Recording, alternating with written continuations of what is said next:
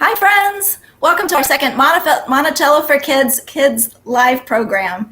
My name is Rachel, and I work at Monticello as the manager of family programs. Here's a picture of Monticello where I work. Monticello is the home of Thomas Jefferson, who is America's third president. And right now, Monticello is closed to the public, so I'm talking to you from home. I hope that you're also at home safe and sound. I know it can be hard to stay home and not get to see our friends. And one of the ways that I find that I'm really doing better is by reaching out to my friends and connecting. So that makes me super excited to be live with you here today. If you have questions for me, or if you want to answer any of the questions that I ask, you can post those in our comments on Facebook. And if you've got a grown-up typing for you and you'd like to, please share your name and where you're tuning in from. We'd love to know that. To get us started, some of you may have solved the clue which we posted ahead of time. So if you cracked that code on our secret decoder, our wheel cipher, please go ahead and post that answer in the comments now. And while we're waiting for those answers to come in, let's take if anyone else can take a guess. I'll give you a clue, which is that word is a famous word that's related to the Declaration of Independence. Thomas Jefferson is most famous for writing the Declaration of Independence, which is the document that told the world that America wanted to be its own country. America used to be part of the Kingdom of Great Britain, and that's kind of a mouthful, so a lot of times people just call it Britain or even England for short. Back then, America had a king, and here's what he looked like. Many Americans had become unhappy with the king, and they decided that they wanted to start their own country. And that's where Thomas Jefferson and the Declaration of Independence come in. The Declaration told King George and all the world that America was done being part of his kingdom and that we wanted to be our own new country. And something special about America is that it is founded on the idea of equality. The word equality has equal in it, and equal means the same. So it means that people in America should be treated the same and have the same rights, be able to make the same choices. Do you think that a king is treated equally to other people? No, our new country didn't have a king. It's by the people. And when Thomas Jefferson was president, he wanted to be treated equally too.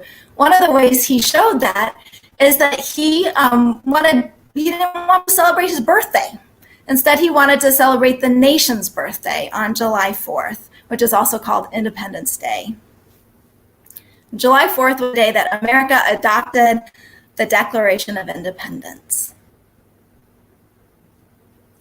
So I'd love to hear from you about some of the ways that you like to celebrate the July 4th, Independence Day. And I'll tell you, for me, one of my favorite things is what we do at Monticello every July 4th.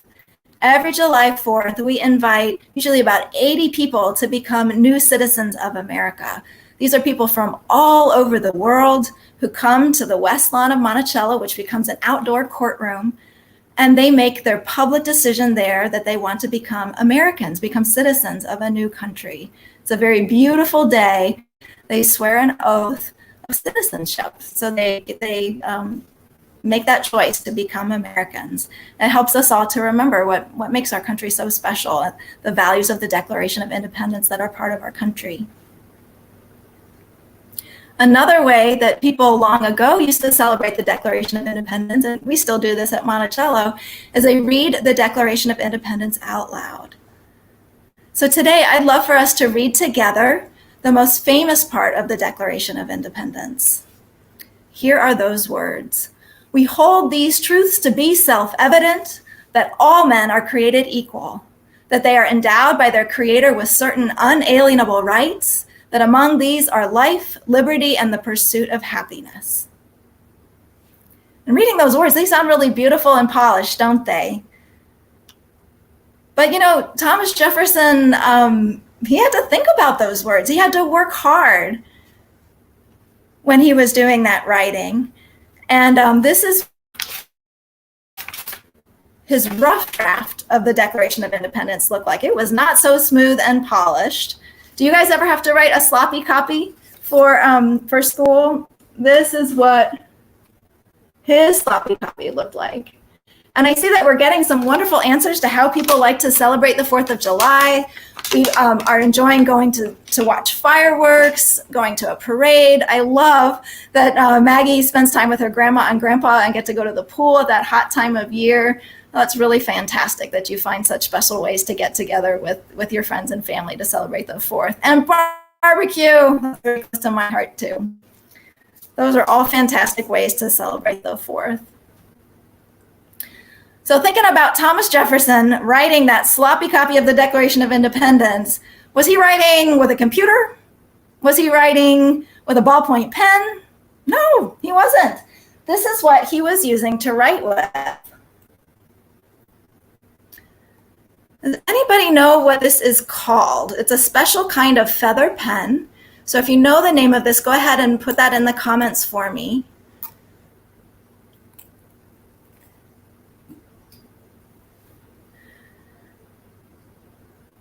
And when you write with a feather pen like that, you need to start by sharpening it. So just like today when we write with a pencil and we need to sharpen it, back then people would have to use a really special kind of knife to do that sharpening. It's called a pen knife. It is very small, it's very sharp, and you can fold it up and carry it around in your pocket so that anytime you need to sharpen your pen, you can. And I see that Kelly has an answer for me that this kind of a feather pen is called a quill. So great job, Kelly. So I'd like to show you one of these goose feathers. This is what a quill pen looks like before it's been cut. And this is going to be one of the 5 wingtip feathers of a goose. Those are the ones that make the good quills. You can also use turkey feathers. You can even use crow feathers if you want to write really small. And you would take your pen knife and go ahead and give this pen a tip. So you take a regular goose feather, and then here is what it looks like once it's been made into a pen. So that pen knife makes a curved cut at the back, and then you make 2 more cuts to make a really sharp point, and then you put a slit in the tip there. That way the ink can flow. So when Thomas Jefferson was writing the Declaration of Independence, he was using a quill pen like this. He was dipping it in his ink pot, writing, and whenever he ran out of ink, he just had to dip again and write. Today I'm using invisible ink, so you can't see what I'm writing.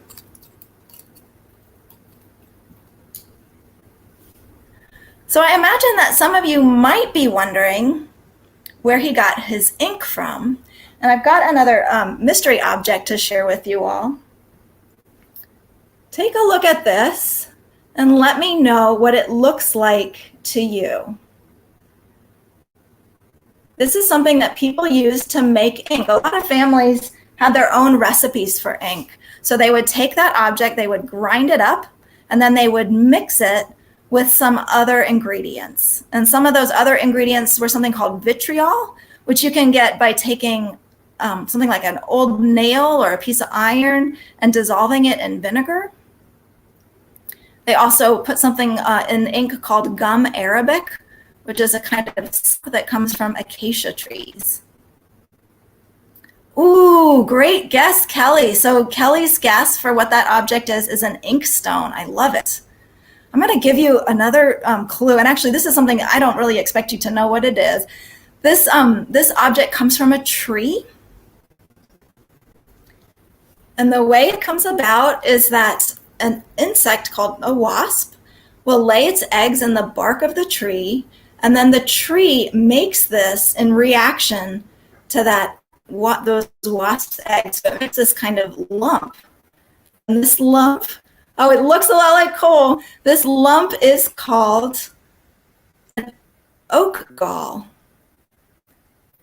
So I hadn't really heard of galls before I learned about ink, but this is ground up and mixed with those other ingredients to make ink. So Jenny was really close with her question of bark. Yes, it is essentially bark that's been made by the tree in response to that sting from the wasp, or those eggs from the wasp. A lot of times people also would just go and buy their own ink at the store. So this is an example of an ink packet, if you can see that. I'll turn it over so you can see the seal on the back. You may remember, if you tuned in last week, that Laura was telling us about how you can seal envelopes using sealing wax. So there's an example of that again. And all you'd have to do with this dried powdered ink is mix it with water to get ink that you can write with.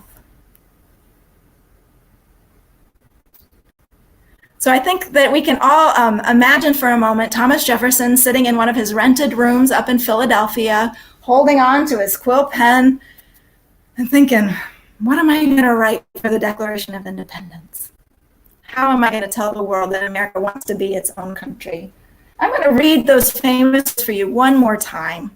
We hold these truths to be self-evident, that all men are created equal, that they are endowed by their Creator with certain unalienable rights, that among those are life, liberty, and the pursuit of happiness. And would it surprise you to know that even though Thomas Jefferson wrote about liberty and equality, he also owned slaves? To be enslaved means that you are not treated equally. You do not have the same rights as free people. You are forced to work. You don't get to make choices about your life, about where you live, or what kind of work you do. Legally, as a slave, you're treated as property, considered property. You're not free. And Thomas Jefferson, over the course of his lifetime, enslaved over 600 people. It can be really hard to try to understand how someone who wrote these words could also own slaves. But over the years, there have been many people who have taken those words of the Declaration of Independence and they've claimed them for their own. One person I'd love to tell you about is a great man named Frederick Douglass. Frederick Douglass was born a slave. He gained his freedom, and he spent his whole life fighting to realize the liberty and equality of the Declaration of Independence for enslaved people. Frederick Douglass gave a speech called "What to the Slave is the 4th of July?" And in it he wrote, "Are the great principles of the political freedom and of natural justice embodied in that Declaration of Independence extended to us? This 4th of July is yours, not mine. You may rejoice. I must mourn." So he's saying that for him, the 4th of July was a sad day because his people, the people that had the same background that he had, were not free. And at the same time, women also did not have the same rights as men. So as a girl, you would not get to learn the same thing as boys. You would not have the same freedom as boys. Does that sound equal to you? So in 1848, a group of women got together. They include this woman that you can see here. Her name was Elizabeth Cady Stanton. And they basically rewrote the Declaration of Independence. They called it the Declaration of Sentiments. And in it, they wrote, all men and women are created equal. And you might recognize the Reverend Dr. Martin Luther King. We celebrate a holiday every year in January in honor of him. 100 years after Frederick Douglass, almost 200 years after the Declaration of Independence, Dr. Martin Luther King was still fighting for the promises in the Declaration. In 1963, he stood on the steps of the Lincoln Memorial in Washington, D.C., and he made a famous speech. He said, "I have a dream that one day this nation will rise up and live out the true meaning of its creed. We hold these truths to be self-evident, that all men are created equal."